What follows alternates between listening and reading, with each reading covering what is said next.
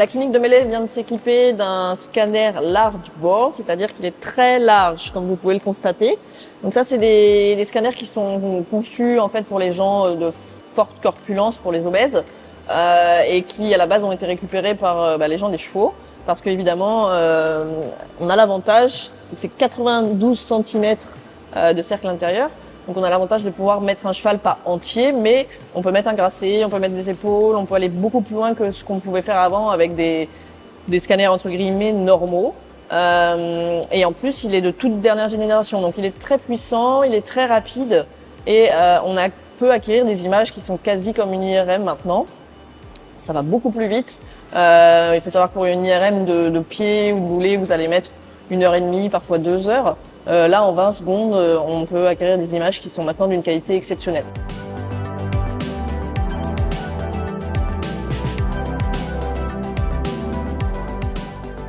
On voit quelque chose à la radio quand 75% d'une zone osseuse a été altérée, c'est-à-dire a disparu ou est cassée et est partie.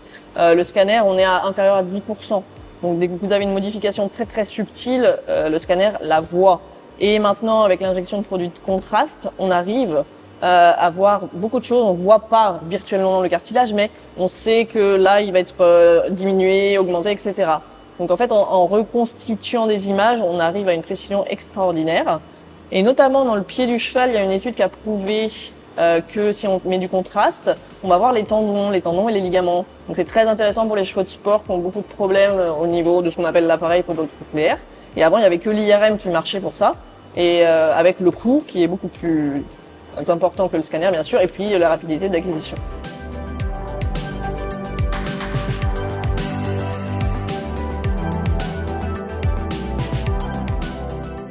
C'est très très très rapide. Donc le cheval, on le place, on positionne, et puis après, il sort, ça dure 10 à 20 secondes maximum.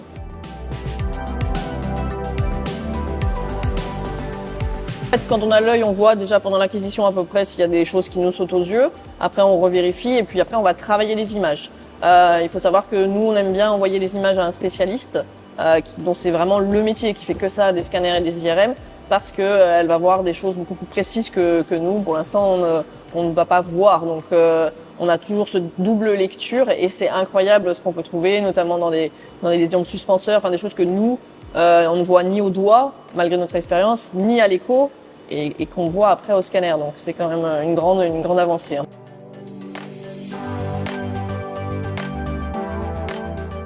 On a, chez le cheval de course, parfois des suspicions de fêlure, de fracture, de fatigue. Et c'est typiquement les chevaux, ils vont bien, ils ont boité une fois 4 jours avant la course, mais 2 heures après ils étaient normaux. Donc on se dit on les court. Au pire, on fait une radio, mais il n'y a rien à la radio, et puis on les court, et là, bim, le jour de l'événement, il se casse la jambe. Donc c'est vraiment, le scanner, il est là pour nous aider à prévenir ça. Donc on va voir des lésions de sclérose, on va voir des lésions d'ostéolyse, des lésions kystiques qui vont se former en prémonition d'une fracture, si vous voulez. D'accord? Donc c'est vraiment pour améliorer le diagnostic pré-accident, et aussi le diagnostic de la boiterie, bien sûr, puisqu'on a dit qu'à la radio, on voit beaucoup mieux maintenant avec les radios numériques, mais on voit quand même pas tout. Donc souvent, en fait, l'indication, c'est un cheval qui boite, on localise la boiterie au carpe, au boulet, on fait des radios, on voit rien, on fait des échos, on voit rien, et du coup, on va au scan, et le scan nous révèle des fois des choses énormes, alors qu'à la radio, on voit pas. Ça nous aide aussi à nous perfectionner, parce qu'une fois qu'on a vu la radio au scanner, on peut aller en arrière et revoir la radio, reprendre les radios, et des fois, on voit des trucs. Donc ça nous améliore aussi sur notre technique de lecture radiologique.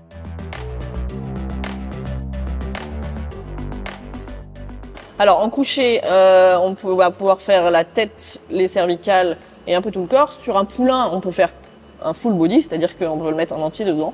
Donc on va pouvoir voir ses intestins, son thorax, son cœur, ses côtes. Voilà, et donc on a des exemples là, de fractures de côtes qui peuvent être vues au scanner et nous aider.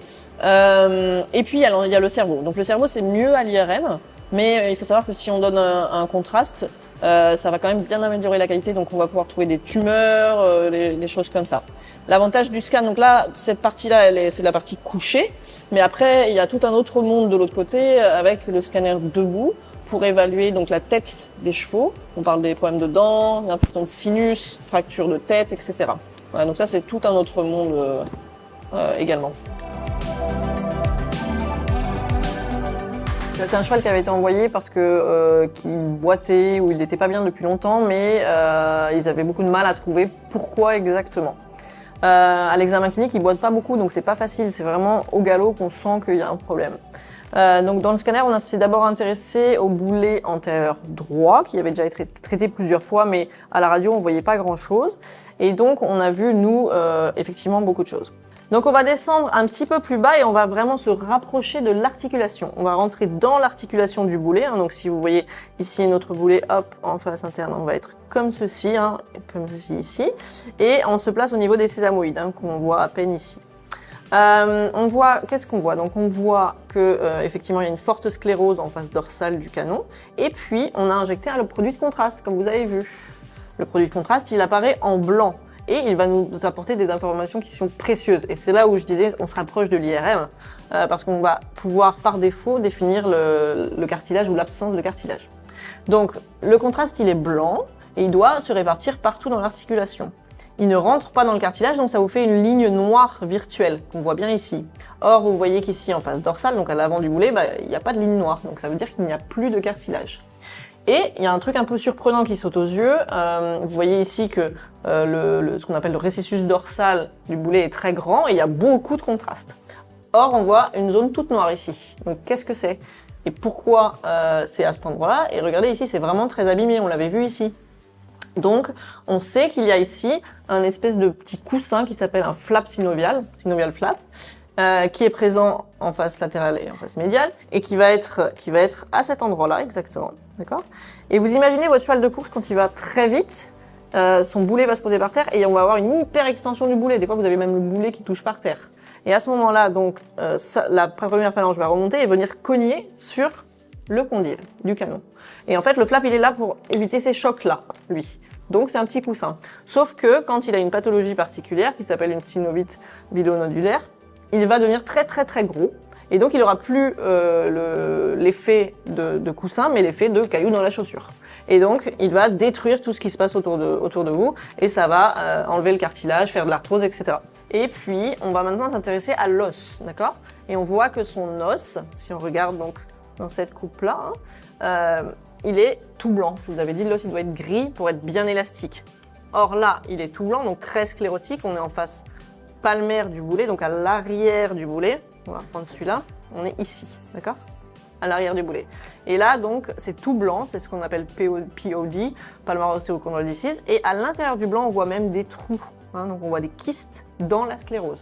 Donc il a une vraie grosse pathologie du canon, ce cheval-là, en plus de sa pathologie articulaire. Et on a, encore quelque chose de plus, une pathologie du suspenseur.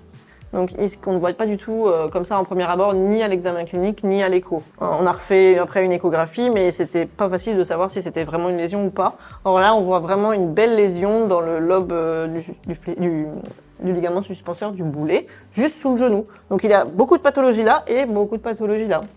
On comprend pourquoi il n'était pas bien de ce côté. Et alors, trouvaille aussi de notre scanner, parce que, bah, évidemment, on prend des images, mais on regarde tout. On a trouvé une pathologie de son fléchisseur superficiel, typique des chevaux de course. Et en fait, on voit ici un trou dans le tendon. Et ça, nous, on l'avait pas du tout décelé à la main. On a beaucoup de pathologies à traiter. Donc, il faut qu'on comprenne celles qui sont rélevantes, celles qui sont significatives. D'accord? Donc, on a fait une échographie du fléchisseur superficiel. On a vu à l'échographie qu'on voyait effectivement bien une lésion, mais qu'elle était cicatrisée, qu'elle était ancienne. Donc, on va pas pouvoir injecter un produit dedans. Il n'y a pas de trou. Voilà, c'est juste que c'est moins élastique. Dans le suspenseur, on a vu qu'on pouvait injecter parce qu'il y avait vraiment un trou. Donc on va injecter des PRP, un processus par lequel on prend le sang, on centrifuge, on récupère les plaquettes. Les plaquettes vont libérer des molécules qui vont aider à la cicatrisation et qui sont anti-inflammatoires. On va faire une arthroscopie de son boulet, bah justement pour aller s'occuper de lui, là, hein, du synovial flap, parce qu'il faut l'enlever. Ça va nous permettre aussi de faire un état des lieux, mais ça va aussi nous permettre de traiter, donc ça c'est bien. Et puis on va injecter des PRP dans les boulets. Et ensuite, on fera sûrement un tilt drain à tout le monde pour aider l'os, quoi. Dans le scanner, on est face à un cheval qui a été vu par des très bons vétos de nombreuses fois. Une infiltration par-ci, ça allait un peu mieux. Une infiltration par-là, ça allait un peu mieux. Mais l'entraîneur sentait bien que le cheval n'était pas au top. Et là, pour le coup, vraiment, le scanner nous a aidé à trouver des lésions et après à les corréler à une pathologie.